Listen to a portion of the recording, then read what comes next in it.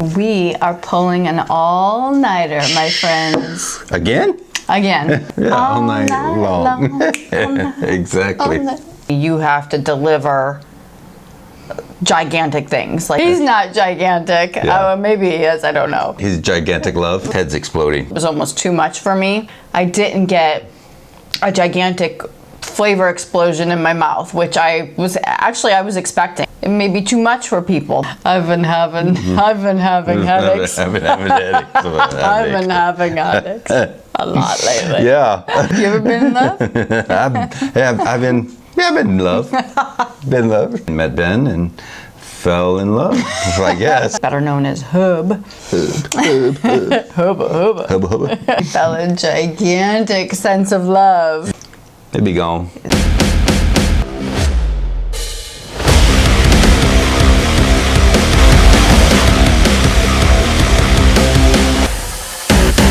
Hi everyone. I'm Janet. I'm Jason. We're Gumbo Mud. We're here for dark beer. And today, what do we have? We are pulling an all-nighter, my friends. Again? Again. Yes. We are in lockdown. Yeah, exactly. Quarantine time, so that means lots of all-nighters. Exactly. And this is from our friends at Gigantic Brewing Company, and they are out of Portland, Oregon. Yeah, I've never heard of Gigantic. I haven't either. Yeah. But I like the name. I know Portland has a lot of good breweries, so. Yes. Yeah, this one looks good. Mm-hmm. An 8%, what is it, Imperial Mocha? Imperial Mocha Stout. Imperial Mocha Stout. Mm-hmm. So. Sounds really good. Sounds really good. And this is a collab. Yeah. With Reuben's Brews. Reuben's Brews. Which I never heard of them either. I've not either. They're out of Seattle. Yeah. The only thing I know is they named the brewery after their firstborn child, Oh, nice. Reuben. Yeah. Yeah. Yeah, to look up some more of their stuff and try to get some of their stuff. Mm-hmm. Obviously Seattle and Portland, great breweries, both places. So. Yes. So. Okay, so we have Ben Love. He is the gigantic brewmaster at he's not a gigantic brew. He's a gigantic love. Let me start over. He's not gigantic. Yeah. Maybe he is, I don't know. But his name is Ben Love, and he's the brewmaster at Gigantic. That's what I meant to say. Yeah. He is a native of Oregon, and his passion is beer, as is mine. Yeah. So his career began in 2003 in Appleton, Wisconsin, at a brew pub. He returned to Oregon in 2004 and brewed there. In 2007, he became the first employee at a place called Hopworks Urban Brewery, better known as Hub, in Portland. Hubba. Yeah. And he always wanted to own his own business, like everyone else. And he started scheming for the concept of Gigantic. Wow. That's great. Yeah. Their master brewer is Van Havig. Havig. Van Havig. Van Havig. He doesn't have a first name. I've been having headaches. I've been having headaches. I've been having headaches a lot lately. Yeah. Wow.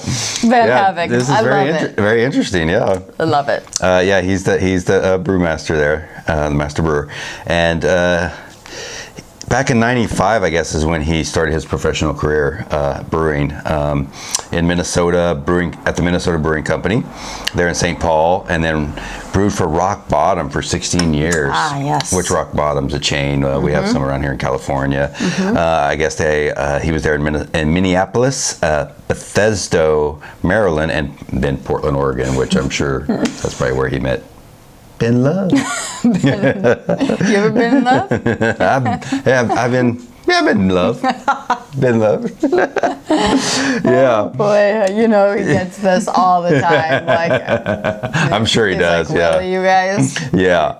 Yeah. So after his 16-year career there at Rock Bottom, he didn't really like the changes that were going on. I'm sure it went very corporate, things like that, like a lot of places, and that's when he wanted to start his own brewery, and met Ben and fell in love. I guess I don't know, but yeah, he started Gigantic with Ben Love. So there you go. He felt a gigantic sense of love. Yeah. And they started brewing. Yeah. You didn't find much on the brewery, huh?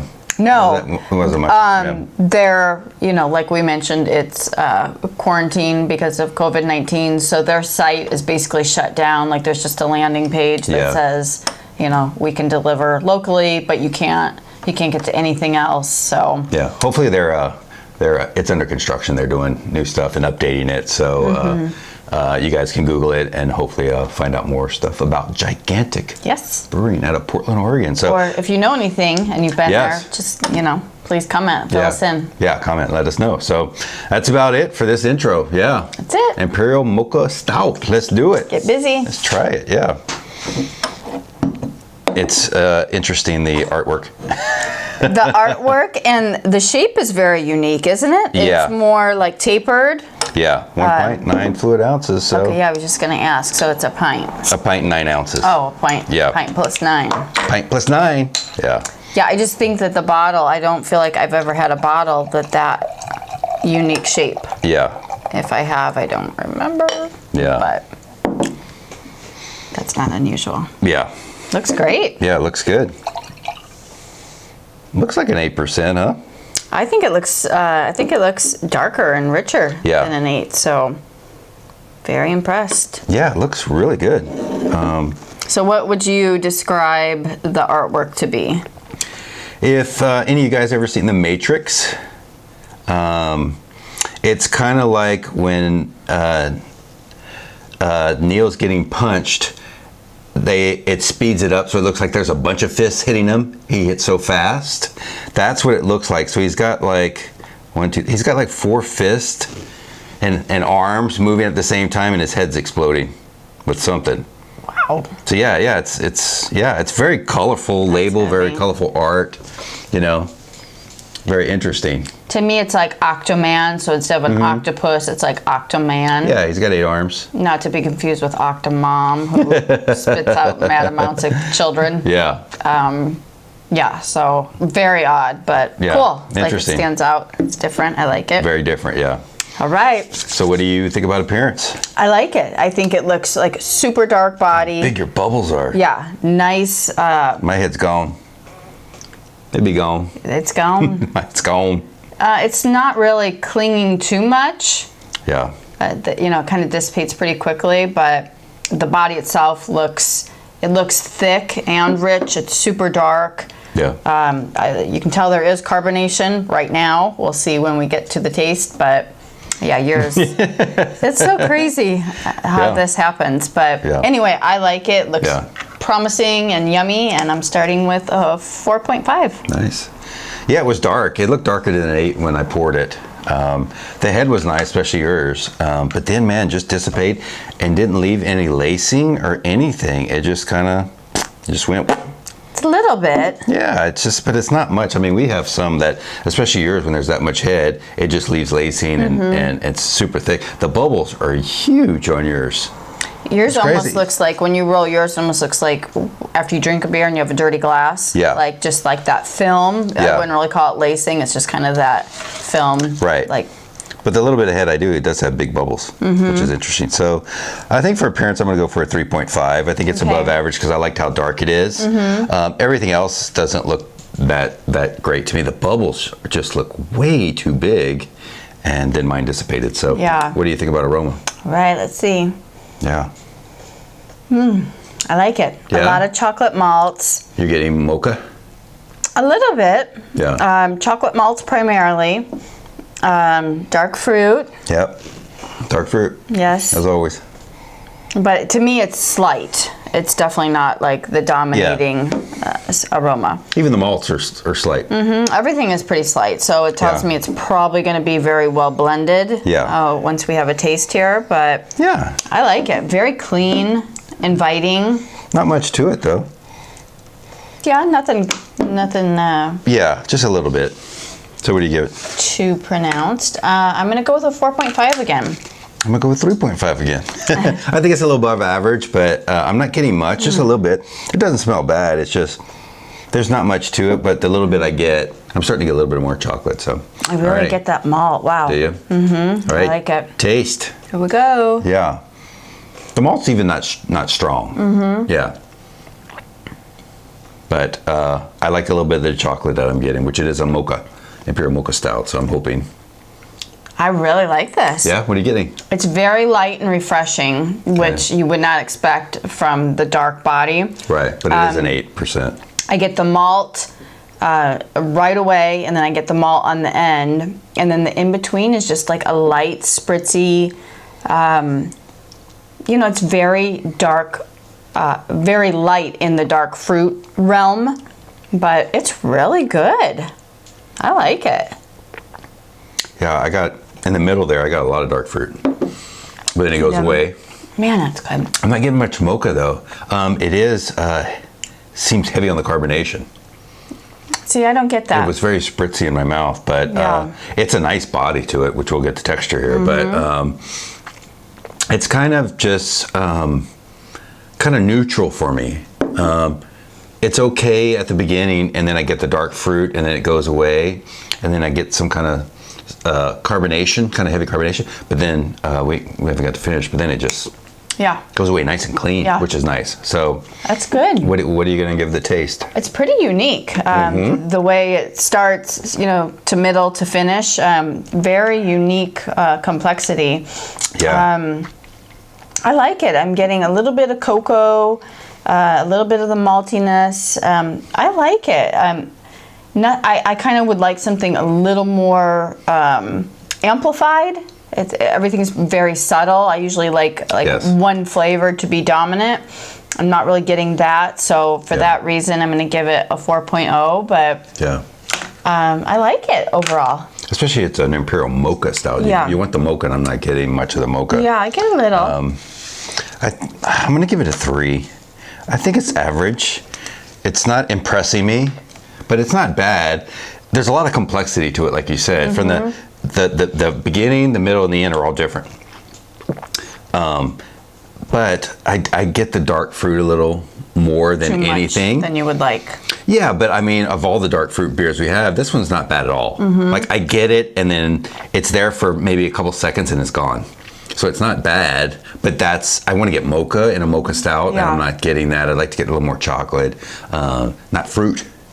Dark fruit, but that's what I'm getting. So I just gave it middle of the road 3 because I think it's a good beer, but it's not impressing me at all. Yeah. So what do you think about the texture? 8%. The texture I kind of touched on already. It's a very light, refreshing texture.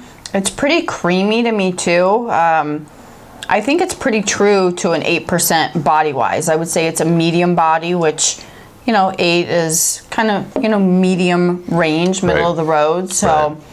I think they did a good job at dialing in the texture. So I'm going to stick with a 4.0. Well, yeah, I'm with you. They almost have it dialed into an 8. I actually like the body of this, and I liked how dark it was, and it reminds me of an 8 that I have a lot. So I'm actually going to give it a 4.5. Because I actually like the body of this beer. Mm-hmm. It reminds me of an 8, especially when I first had it. I'm like, this. Because I have an 8 I drink regularly, and that's what it tastes like, as far as the texture. So what do you think about the finish?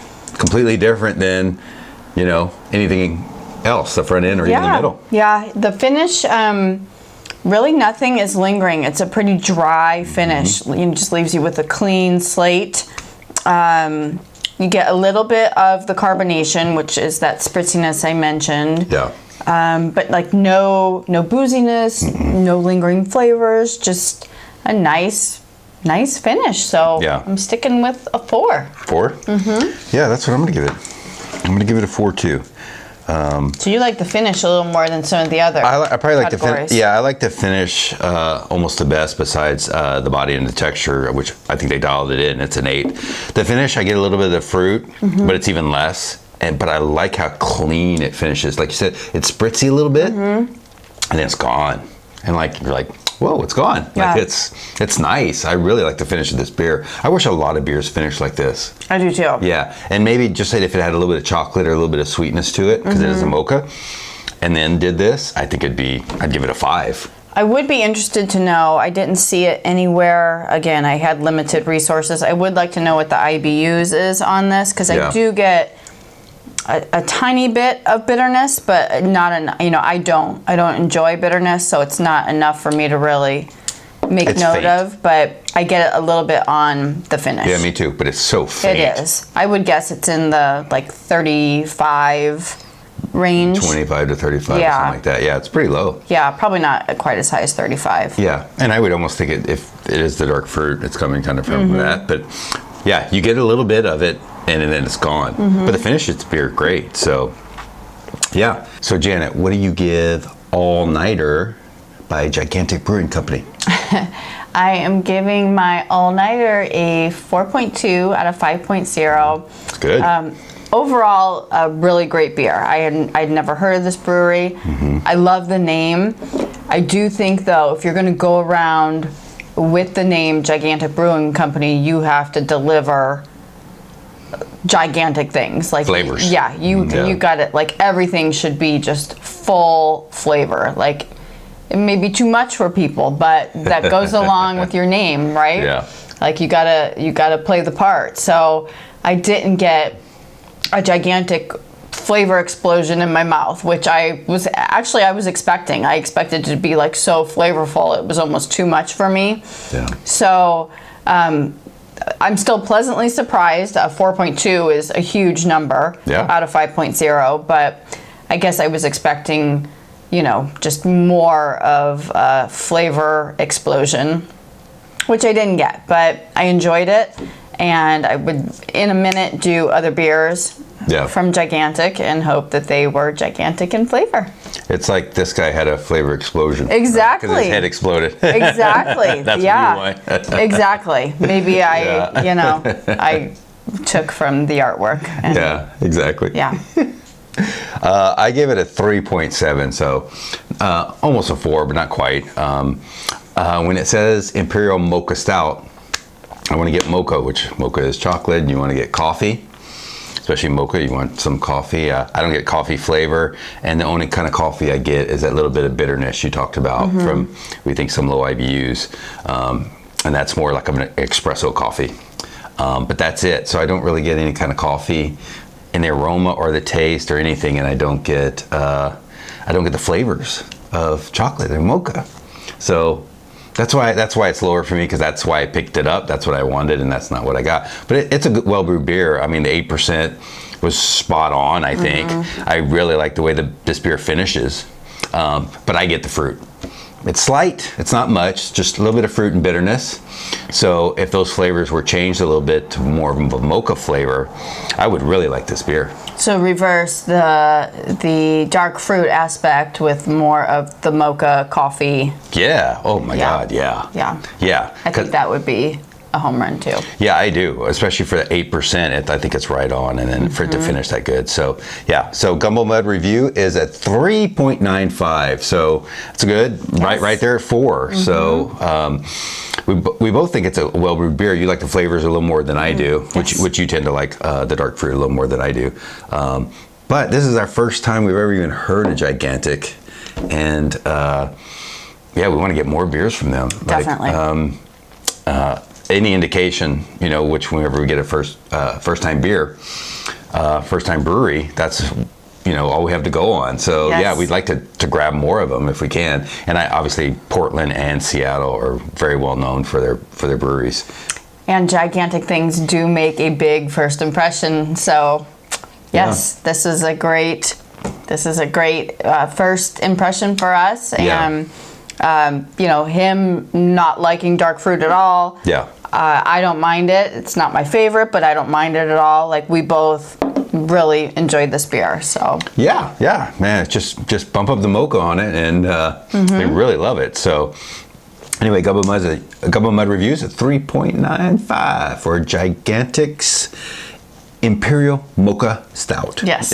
Yeah. All-nighter. All-nighter, yeah. All-nighter. That's why we picked it up, because it said all-nighter. I just got a Lionel Richie vibe. Yeah, all night long. Exactly.